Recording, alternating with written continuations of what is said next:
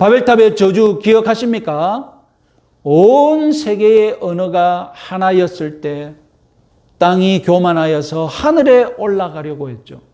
그 바람에 하나님이 내려오셔서 내리신 저주가 여러 언어의 저주였지 않습니까? 흩어지라고, 연합하지 말고 흩어져 살아라고 여러 언어를 하나님이 벌러주신 거예요. 그런데 오순절 성령 강림은 이제 땅에 있는 예수님의 제자들이 겸손하게 하나님의 역사를 기다릴 때에 하나님이 내려오셔서 언어의 저주를 해제한 것입니다. 해결한 시간인 거예요.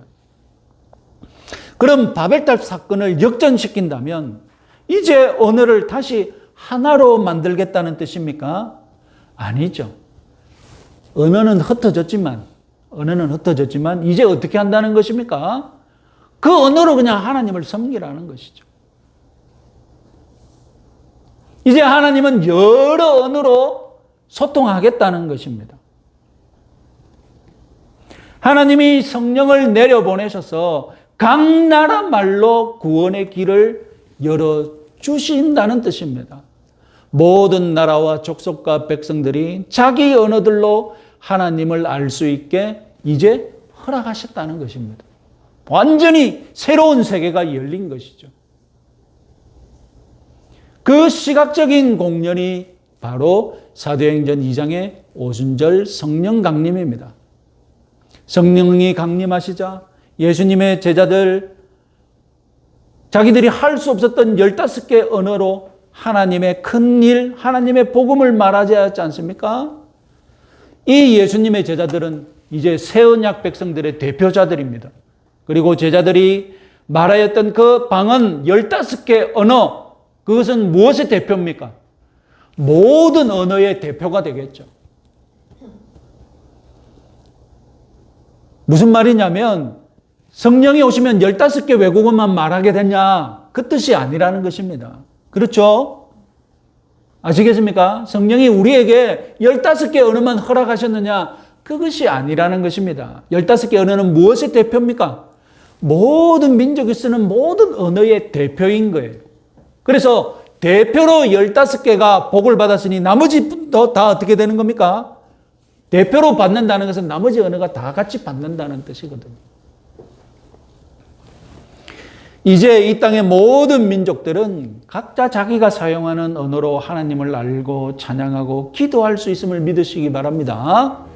그러니까 창세기 11장의 바벨탑은 교만한 인간들이 하나님께 도전하려고 쌓은 탑이라면, 그래서 그 탑을 하늘에 닿으려고 했다면, 허망된 꿈을 꾸었다면, 창세기 2장의 성령 강림은 은혜로우신 하나님이 땅에 닿으려고, 하늘과 땅을 연결하려고 하나님이 만들어서 탑을 만들어서 내려오신 것입니다. 그 결과로 수많은 민족들이 자기들의 언어로 하나님과 교제를 누린 것입니다.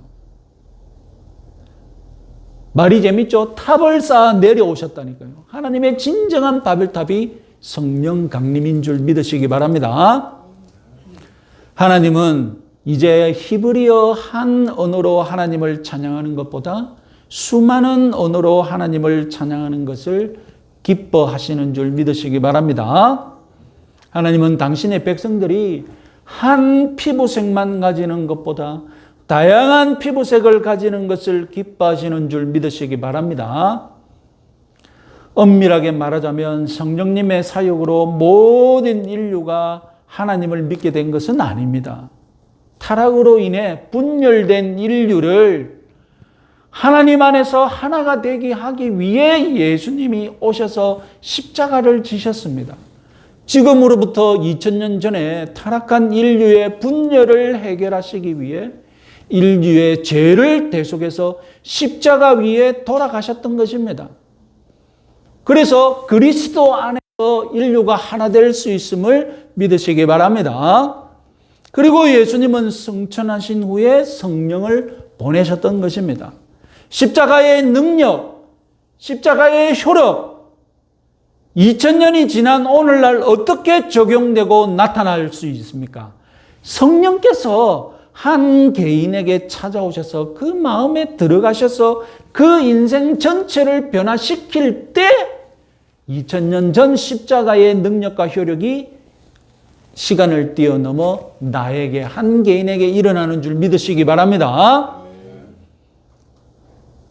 언어도 다르고 문화도 다르고 모든 세대도 다른 모든 세대의 모든 민족들에게 성령이 찾아가셔서 2000년 전의 십자가의 능력과 효력을 전달하고 적용시키는 줄 믿으시기 바랍니다. 그래서 부활하신 예수님은 자신이 이 지상에 계속 있는 것보다 내가 올라가서 성령을 너희들에게 보내는 것이 더 유익하다라고 말씀하셨던 것입니다. 예수 믿는 것이 덜 유익하고 성령을 믿어야 더 유익하고 그런 말 하는 게 아닙니다. 예수 믿는 것이 따로 있고 예수 믿으면 무엇이 중요한지 예수님이 하실 일이 있고 해야 할 일이 있었고 그리고 성령님이 하시는 일이 있고 그 사역의 결과가 조금씩 차이가 있다는 것입니다. 예수께서 이 땅에 다시 오시기 전까지 우리를 하나님의 백성으로 만들어 가실 분, 우리를 그리스도를 닮아가도록 변화시킬 분, 그것은 성령님이시기에 성령님이 이 지상에서 살고 있는 타락한 인생들에게는 더 유익한 분이시다. 그런 뜻인 줄 믿으시기 바랍니다. 여러분, 지상에서 여전히 타락한 존재들이 하나님의 사역, 성령의 사역을 방해하고 있습니다. 오늘 본문에서 제자들이 많은 외국어를 동시에 말하는 현상을 목격한 유대인들은 놀라기도 했고 이해할 수 없었으니까, 왜 그런 일이 일어나는지 하나님을 모르니까, 하나님이 어떤 계획을 가지고 있는지 모르니까, 그리고 조롱하기도 했습니다. 성령 강림을 뭐라고 조롱했습니까? 취하였다. 지금 주정하고 있다. 주사가 저렇게 나쁜 놈들이다. 그런 말 한 거예요. 유대인들의 이런 조롱은 이미 예수님에게 행해졌던 것입니다. 예수님이 성령을 힘입어서 귀신을 쫓아내는 기적을 행하자 유대인들이 뭐라고 했겠습니까? 네? 예수님이 성령을 힘입어서 귀신을 쫓아내니까 유대인들이 뭐라고 했습니까? 네, 저거 귀신의 힘으로 쫓아내는 거다. 바알세불이라는 마귀의 힘을 빌어서 귀신을 쫓아내는 것이라고 예수님을 그렇게 비난했지 않습니까? 이 정도로 끝나지 않습니다. 귀신의 힘을 빌어서 쫓아낸다고 했으니 가만 놔두면 되겠습니까? 예수님 죽였지 않습니까? 그러면 제자들도 어떻게 해야 되겠습니까? 사도행전에서 끊임없이 교회를 핍박하는 세력이 있습니다. 핍박의 정도가 그저 못 살게 구는 정도, 교회 가지 마라 말리는 정도가 아니라 체포해서 죽이는 지경입니다. 누가 그랬습니까? 유대인들이 그랬습니다. 그 대표가 누굽니까? 바리새인 사울이잖아요. 나중에 사도 바울이 될 사람. 이렇게 폭력적이고 학살적으로 성령의 사역을 방해하는 것, 이것이 바로 종교적인 제국주의입니다. 타락한 세상은 여러 민족들을 연합시키는 방법을 생각해냈는데 그 타락한 방법이 아주 간단합니다. 제국주의입니다. 제국주의는 타락한 인생들에게 아주 효율적인 방법입니다. 그냥 무조건 정복해버리고 죽이고 통합해버리는 거예요. 죽이고 정복하고 통합해버리니까 언어가 다르네. 그러면 가만 놔둡니까? 어떻게 하면 됩니까? 언어 쓰지 마, 우리말 써. 통합된 거예요. 그게 제국주의인 거예요. 강제로 언어도 통합해버리고 너희 인종 쓸모없어. 기분 나쁘면 인종학살해버리고 인종청소해버리고. 지금 유대인들 나라 이스라엘의 만행을 보십시오. 오직 자기 민족만 피해를 봤다고, 팔레스타인 족속들을 학살해도 괜찮다고, 막. 자기 힘으로 제국주의를 할 수 없으니까 미국을 등에 업고 제국주의 흉내를 내고 있잖아요. 성령 강림을 술 취했다고 비아냥거린 유대인들, 5절을 보니 소위 경건한 유대인들이었습니다. 유대교에 경건하니까 폭력적이 되는 거예요. 유대교는 구약적이거든요. 구약은 아주 잔인한 그런 장면들, 잔인한 종교가 그런 장면들이 많지 않습니다. 정서가 잔인해요. 즉 구약의 유대교는, 구약을 믿는 유대교는. 왜냐하면 수천 년 전 모든 민족이 다 잔인했으니까. 그냥 그 정도는 다 통용하고 살았으니까. 그래서 타인을 고문하고 죽이는 것, 그런 것을 하나님의 뜻으로 여전히 여기고 있는 거예요. 모든 종교의 아이러니가 무엇입니까? 타락한 이 지상의 아이러니. 모든 종교에 경건하면 기독교까지 포함해서 모든 종교 상관없이 두 가지 길을 가열차게 걸어가게 되어 있습니다. 기독교를 포함해서 모든 종교가 경건해지면 두 가지 길을 걸어가는데, 첫 번째 길은 자기를 죽이고 타인을 살리는 길을 걸어갈 것입니다. 또 다른 길은 무엇입니까? 타인을 죽이고 자기를 살리는 길을 걸어갈 것입니다. 둘 중 하나입니다. 경건해지면. 경건한 유대인들은 어떤 길을 걸어갔습니까? 경건한 유대인들은 어떤 길을 걸어갔습니까? 남을 죽이고 자기가 사는 길을 열렬하게 걸어왔습니다. 앞으로는 어떻게 갈까요? 앞으로는 유대인들이 어떤 길을 걸어갈까요? 자기를 죽이고 남을 살리는 길을 갈까요? 더 가열차게 모든 민족을 죽이고 자기 민족만 사는 길을 갈 것입니다.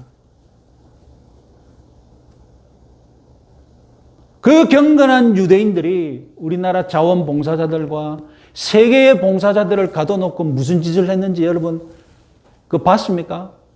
경건한 유대인이에요. 아주 보수적인 유대인이에요. 그 장관이. 그러면서 그들을 가둬놓고 모욕하는 일이 우리가 영상으로 봤지 않습니까?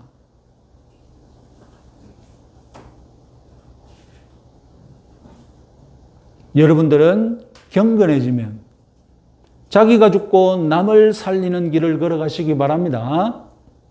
예수님의 길을 따라가십시오. 예수님이 보이신 모범이 무엇입니까? 자기를 죽이고 남을 살리는 길을 걸어가셨잖아요. 하나님이 바리새인 사울을 성령으로 변화시켜 사도 바울을 만들었듯이 말세에 하나님께서 잔인하게 이기적인 유대인들에게 마지막 회개의 기회를 주실 것입니다. 신약 성경을 쭉 보면 하나님이 그래도 유대인들이 불쌍하니까 마지막에 회개의 기회를 한번 주시는 것 같습니다.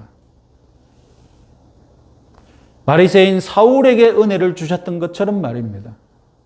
그 전까지 아마도 유대민족은 다른 민족들을 끊임없이 학살하고 우리가 피해 입었잖아. 우리는 피해 민족이니까 너희들이 우리가 복수할 거야.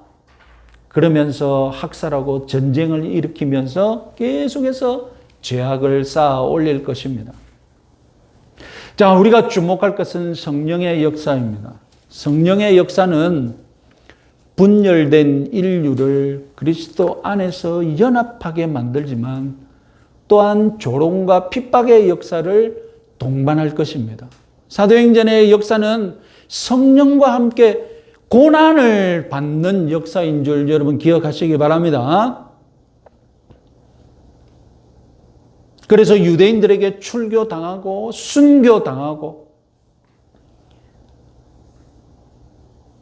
쫓겨다니는 역사가 사도행전의 역사입니다. 제자들이 이 박해에 대응해서 순교를 각오하며 헌신할 수 있었던 것, 그건 다름 아니라 성령님이 제자들 가운데 임재하여 도와주셨기 때문입니다. 성령이 없었으면 제자들은 인간적으로 너무나도 부족하고 연약한 인생들이기에 하나님의 큰 일을 전파하는데, 하나님의 큰 일을 감당하는데 불가능했을 것입니다.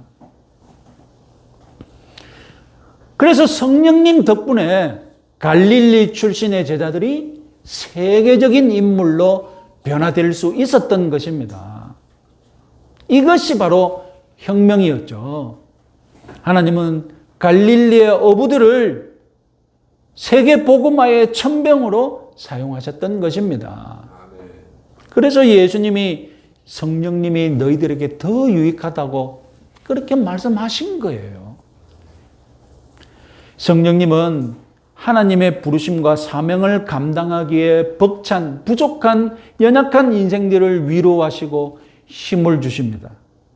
그리고 고난 가운데 견디게 하십니다.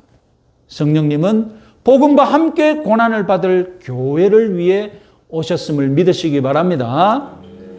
하나님이 분열된 세상을 연합시키는 유일한 능력자가 성령님이십니다. 성령님은 모든 민족을 그리스도 안에서 연합시켜 버리실 겁니다.